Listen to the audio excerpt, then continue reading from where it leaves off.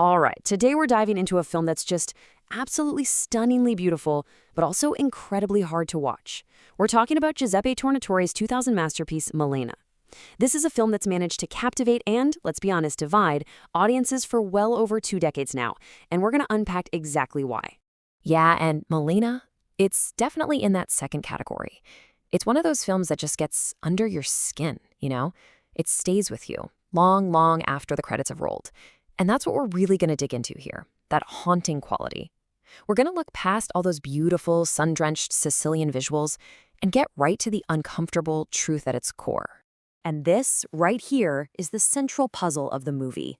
How can it be two such completely different things at once? I mean, on the one hand, you've got this gorgeous, sun-drenched memory of a summer in Sicily.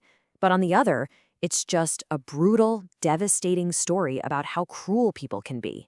It's even an allegory for a whole nation at war with itself. So how does it pull that off? Well, let's get into it. Okay, so let's set the scene. We're in this small fictional town called Castelcuto in Sicily, and the year is 1940. It's a moment in time when, the entire world is holding its breath, right on the brink of changing forever.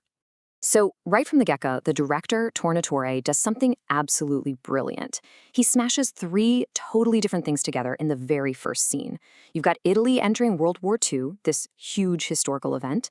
You have our narrator, 13-year-old Renato, getting a new bike, pure childhood innocence. And then he sees Malèna for the first time. War, innocence, and desire all crashing into each other at the exact same moment. And that's no accident. It's basically the whole point of the movie, telling us these 3 things are going to be tangled up together from start to finish. And this is where we hit the real controversy, the big question that's hovered over this film for years. See, we're watching everything through the eyes of Renato, this teenage boy. And his gaze, well, it absolutely objectifies Malèna. So the question becomes, is the camera just showing us his gaze, or is the camera itself sharing in that gaze? Is it a critique, or is it complicit? That's the tightrope this movie walks, and that's exactly what we need to figure out. But okay, before we dive headfirst into the film's really dark, complicated heart, we have to talk about why it's so beautiful on the outside. I mean, the artistry is just incredible. You have to appreciate the masters who built this gorgeous, intoxicating world before we tear it all down. First up, of course, is the director, Giuseppe Tornatore.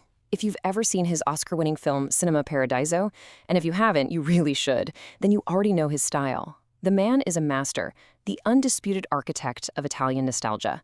He can just perfectly blend comedy, drama, and memory into this beautiful golden haze. And then you have Monica Bellucci.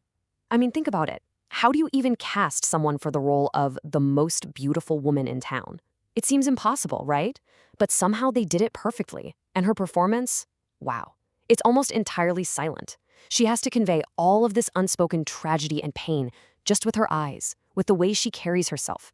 She barely says a word, but you absolutely cannot take your eyes off her. You could argue that the real soul of this film, though, is its music. And it was written by the one and only, the absolute legend, Ennio Morricone. He actually said this was one of his toughest jobs ever, and you can see why. The music has to jump from being romantic and funny to being gut-wrenchingly tragic, sometimes in the span of a minute. That main theme is now one of his most famous pieces, and it just perfectly captures that bittersweet feeling of the whole movie. And just to put that into perspective for you, by the time he sat down to write the music for Malèna, Ennio Morricone had already scored over 400 films. 400! So this guy wasn't just some composer. He was a master at the height of his powers, and you can just feel that experience and that passion in every single note of the score. And that look, that signature golden, hazy at the edges feeling, that's all thanks to the cinematographer Lajos Koltai. He and Tornatore weren't just shooting a movie, they were literally crafting a memory. Everything is drenched in this sun-bleached golden light. It makes the whole thing feel like a dream, which of course makes the nightmare that's about to unfold even more jarring. Okay, so we've talked about how beautiful it all looks and sounds, but that's just the surface. Now it's time to peel back that beautiful layer and look at the brutal, cruel story that this film is really about. So the whole movie is basically a textbook example of what critics call the male gaze. Every single thing we see is filtered through Renato's obsessive teenage point of view. For him, Malèna isn't a real person with thoughts or fears. No, she's an object, a goddess on a pedestal. And the film cleverly forces us into his shoes, forces us to see her that way too, right before it shows us the absolutely terrifying consequences of that kind of thinking.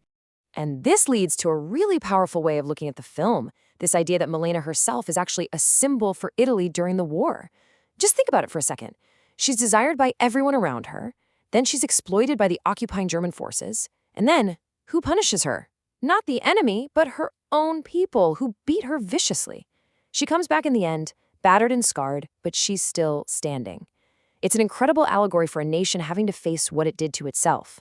And it's the town's hypocrisy that just slowly, methodically destroys her. You can watch it happen step by step. First, the gossip isolates her. Then, she's completely ostracized. Nobody will give her a job. Nobody will even sell her food. She's pushed into a corner, forced to become a prostitute for the German soldiers just to survive. And then comes the final, absolutely horrific step. She's publicly beaten, not by the soldiers, but by the townswomen, the very people who'd been whispering about her all along. And the ending is just a masterclass in bitter irony. Malèna comes back to town with her husband, who everyone thought was dead, and suddenly, magically, her reputation is restored. The same women who were tearing her hair out now call her madam and treat her with respect. And why? Because she's been put back in her place. She belongs to a man again, so she's no longer a threat. It's just a gut punch of a commentary on how society works. So, when you put it all together, the breathtaking beauty, the shocking cruelty, that complicated gaze, you end up with a film that has a very, very complicated legacy. And you can see that division clear as day in how people have reacted to it. You look at the professional critics on a site like Rotten Tomatoes, and they're basically split 50-50. A lot of them say the film is guilty of the very thing it's supposedly condemning. But then you look at what regular viewers think, and the scores are way higher. People really connect with the story on an emotional level. So, we're back at the central debate, the big question. Is the film part of the problem, or is it a critique of the problem? Is it just another movie that objectifies a beautiful woman? Or does it force us to see her through Renato's objectifying eyes so that when the cruelty starts, it feels like a personal violation? Honestly, I think the answer is it's both. And that tension, that friction right in the middle, that's what makes the film so powerful and why we're still talking about it today. So after all that, what should you take away from this? Well, I think the best way to watch Malèna now is not just as a movie, but as a kind of historical artifact. It's a fascinating, if uncomfortable, look at how cinema has traditionally framed women. And it really makes you think about the cost of that framing, not just for the characters on screen, but for us, the audience too. And I want to leave you with this one last thought because it really gets to the haunting heart of the movie's ending. For Renato, the boy, this whole experience with Malèna was the most important thing that ever happened to him. He carried it with him forever. But for Malèna, he was probably just another face in the crowd, another pair of eyes staring at her as she walked by. She likely forgot him the next day. And that asymmetry, that huge gap between his fantasy and her reality, that's everything. That's the whole heartbreaking point of the film.